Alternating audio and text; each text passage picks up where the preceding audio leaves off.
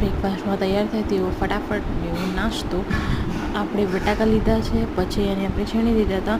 હવે પછી એક પેન લેવાનું, પછી એને અંદર થોડું પાણી નાખવાનું. માપ પ્રમાણે પાણી નાખી શકો છો તાકી બટાકા બફાઈ જાય.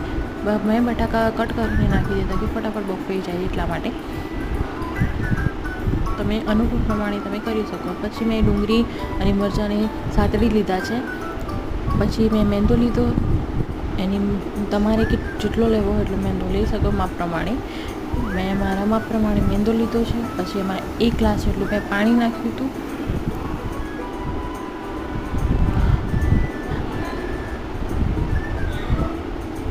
પછી એનું બેટર બનાવી દેવાનું. પછી એને 5-10 મિનિટ સુધી રહેવા દેવાનું. પછી એક પેન લેવાનું, એમાં તેલ નાખવાનું, એમાં થોડી રાઈ નાખવાની અને ડુંગળી અને મરચાં નાખી દેવાના. પછી થોડી વાર થવા દેવાનું. પછી એમાં મરચું નાખવાનું, હળદર નાખવાની,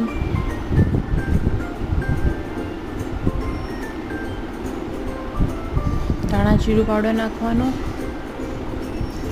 થોડું મીઠું માપ પ્રમાણે નાખી દેવાનું. અને તમને ગમે તો ગરમ મસાલો નાખી પણ શકો છો.